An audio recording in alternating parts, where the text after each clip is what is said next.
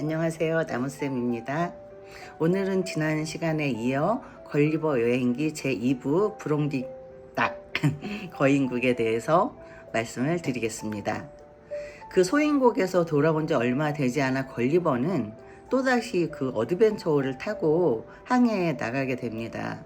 그 인도양에서 거친 폭풍우를 만나 항로를 이탈하게 되고 식수를 구하기 위해 낯선 육지에 상륙을 하는데, 동료들이 물을 찾는 동안 주변을 둘러보던 걸리버는 거대한 괴물, 즉 거인이 동료들을 뒤쫓는 모습을 보고 공포에 질려 홀로 섬에 남겨집니다. 그가 발을 디딘 곳은 주민들의 키가 무려 18m에 달하는 거인국 브롭딩락이었습니다. 소인국에서는 한없이 거대했던 이 걸리버가 이곳에서는 진화, 곤충에게도 생명의 위협을 느껴야 하는 아주 미미하고 무력한 존재로 전락하고 맙니다. 걸리버를 처음 발견한 것은 그 지역의 한 농부였습니다.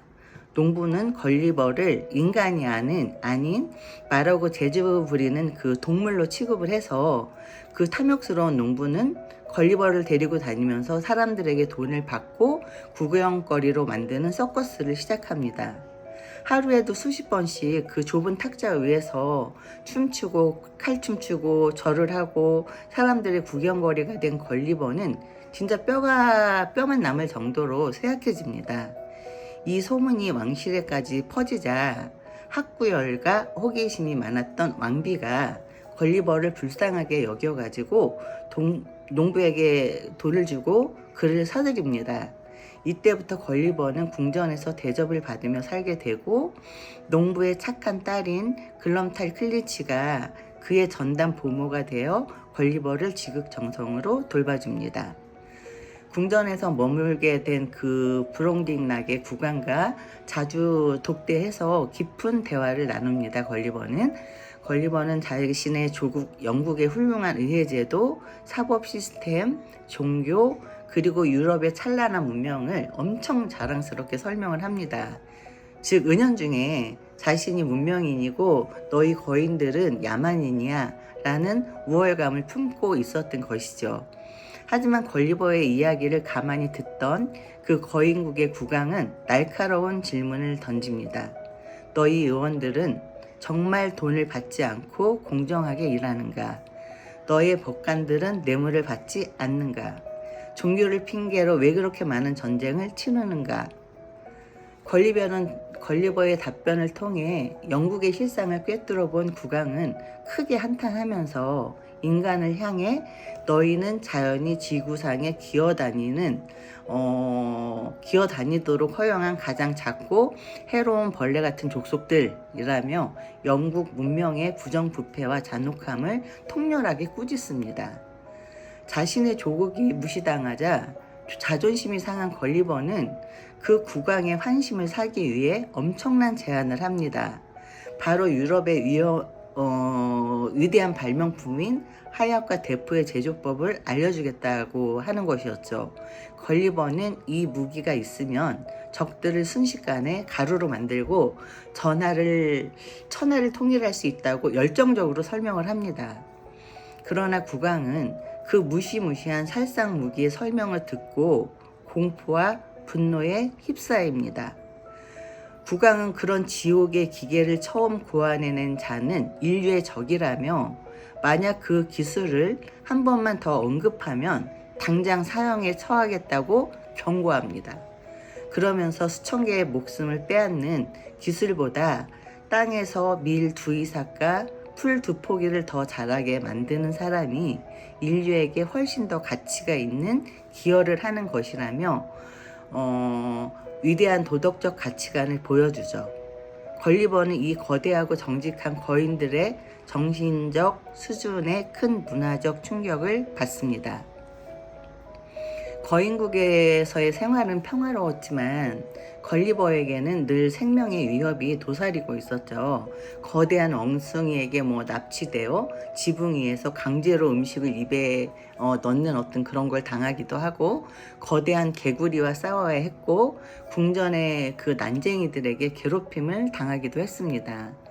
어느 날 보모 글램달 클리치와 함께 바닷가에 나들이를 나간 걸리버는 자신을 위해 특별 제작된 상자 모양의 작은 집 안에서 휴식을 취하고 있었습니다.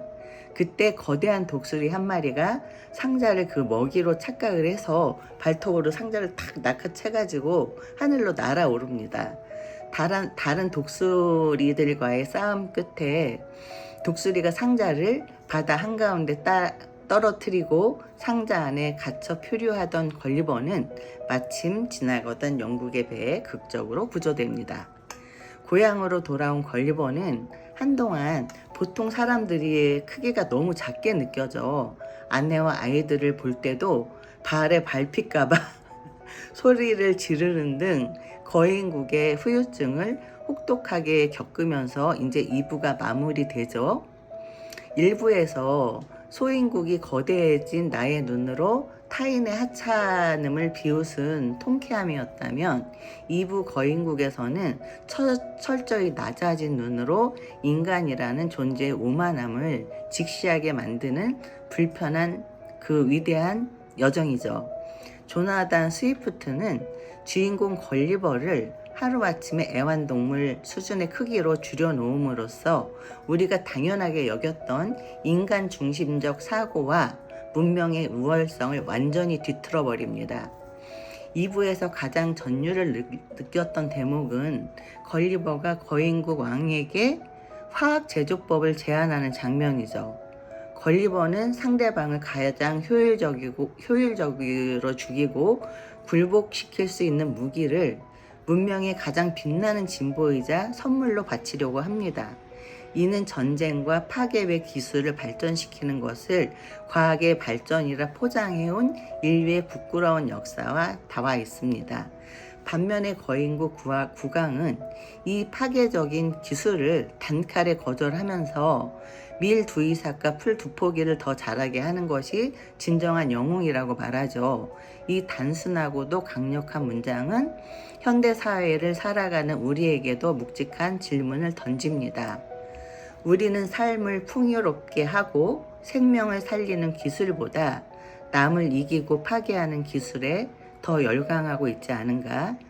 진정한 지혜와 문명의 척도는 기술의 그 화려함이 아니라 그것을 지향하는 도덕적 방향성에 있음을 거인의 입을 통해서 깨닫게 됩니다. 걸리버는 그 거인국에서 거인들을 보며 처음에는 거칠고 투박한 야만이라고 생각을 했죠. 확대경으로 들여다본 거인들의 피부는 구멍이 숭숭 뚫려 지저분하게 보였고 그들의 행동은 지나치게 느리고 투박해 보였기 때문입니다. 하지만 정신적 크기는 반대였습니다. 그들은 복잡한 법률이나 가식적인 외교 정치 대신 상식과 도덕, 정의에 기반한 아주 단순하고도 청렴한 정치를 하고 있었죠. 반면 영국의 찬란한 사법과 정치를 팀을 튀겨가며 자랑했던 걸리버는 국왕의 꼬치꼬치 깨붙는 질문 앞에서 영국의 온갖 비리와 전쟁, 편법을 자백할 수밖에 없었습니다. 겉보기에는 우아하고 세련된 옷을 입은 인간들이 실상은 얼마나 탐욕스럽고 잔인한 벌레 같은 존재인지를 거인의 거대한 거울을 통해 뼈아프게 직시하는 순간입니다. 거인국에서 탈출해서 영국으로 돌아온 걸리버는 한동안 자신의 가족과 이웃들을 보며 왜 저렇게 하찮고 작은 존재들이 거인인 양 뽐내며 걸어 다닐까 하고 조소를 합니다. 거인의 시각을 경험하고 나서 인간들의 사소한 권력욕과 명예욕이 얼마나 우스꽝스러운지 깨달았기 때문입니다. 따라서 이 책은 독자에게 그 시선의 다각화를 선물하죠. 우물한 개구리처럼 우리가 이룬 문명과 스스로의 도덕성이 대단하다고 믿는 우리에게 그 거인의 눈으로 볼 때는 그 스스로를 돌아보라는 거울 치료를 건넨 셈입니다. 저 역시 일상 속에서 나보다 작은 존재들을 하찮게 여기거나 나의 잣대로 타인을 재단하는 오만을 범하지 않았는지 되돌아보게 됩니다. 몸집은 작아졌을지언정 생각의 크기는 우주만큼 넓혀준 아주 깊은 울림을 주는 작품이라고 생각합니다. 다음 시간에는 제3부로 돌아오겠습니다. 여러분 좋아요 뜬금없이 구독 눌러주시고요. 저는 늘 여러분을 응원하고 사랑합니다. 사심 없습니다. 그럼 오늘은 여기에서 마치도록 하겠습니다. 안녕.